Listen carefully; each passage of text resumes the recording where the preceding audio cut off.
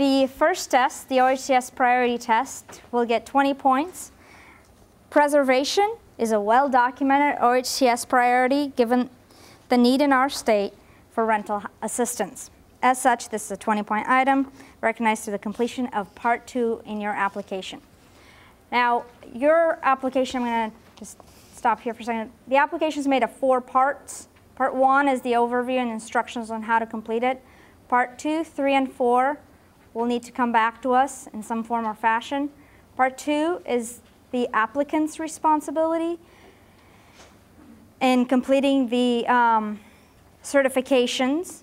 Part 3 has third-party certifications in it, and Part 4 is made up of the pro forma. So as you'll notice, we try to keep it as concise as possible. And yeah, we'll go over the application later. Go ahead. The readiness test. The readiness test has, I believe, 100 points. And when we devised the scoring criteria, I thought I'd give you some background. We thought the lines of TCAP versus exchange would be very clear. Either you already meet the home requirements and qualify for TCAP, or you don't and you qualify for exchange. But it wasn't until several weeks later, when OHCS scoring criteria had gone on for public comment and we were already applying or working on our application to HUD, that HUD came out and said, nope, TCAP projects, they have to have their credits sold. So the industry thought all the credits must be sold. But then HUD came back and clarified this position to say, well, at least some of the credits must be sold to an investor, syndicator, or the developer. So our application to HUD was approved, and the grant agreement clearly stated, and I quote, there must be an equity investment for the credits. So earlier in the grant agreement, HUD also says, although the Housing Credit Agency may reduce the amount of an allocation, the entire amount may not be returned to the Housing Credit Agency. So if you have no credits, you do not qualify for TCAP. If you return all your credits, you do not qualify for TCAP. Well, we thought that, of course, this delineation between projects was going to be clear. Neither have investor, and these programs can be used for gaps. We thought, okay, both of them can be used for gaps, and there wasn't going to be investors in either of the programs. We've been left with TCAP. You have to have an investor. Exchange. You have to have you can have an investor. You can partially exchange the credits or completely exchange the credits. I know, this can be very confusing. I'm looking around the room and I'm wondering, are there questions at this time? Okay, for TCAP, credits must be sold for that project. Is there a minimum amount? Could it be $100 worth of credits? There was discussion about the nominal amount of credit. Oh, the question is, can there be a minimal amount? There was discussion about a nominal amount of credits has to be in the project. And it wasn't until a lot of industry discussion that had said that only applies to those states that had GO zone credits or disaster credits.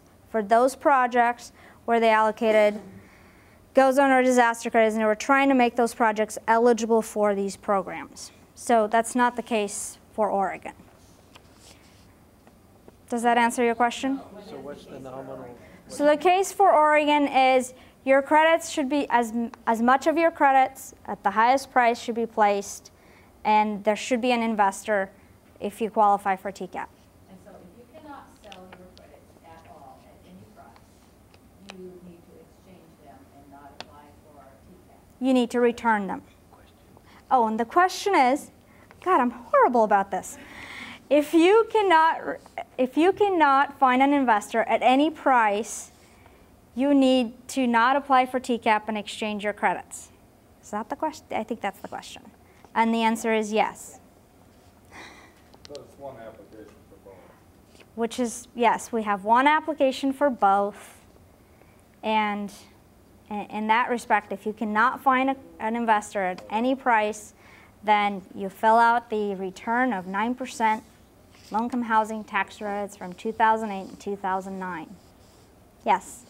Are you going to talk about if you can find an investor at a really low price, like 50 cents or 40 cents? The question is, am I going to talk about if you can find an investor at a very low price? Do I have to? What is a very low price? Price across the room is gonna vary dramatically. Of course, we want as much capital investment in our state as we can get, and we're not in a position to quote price because we're not there at the negotiation table with you. But we can help when we know what that gap is. Does that sort of answer your question? No. You don't look happy with it, but neither am I. Charlie? Is there a checkbox in this application somewhere that says I'm applying for TCAP or 1602, or are you just leaving that to you?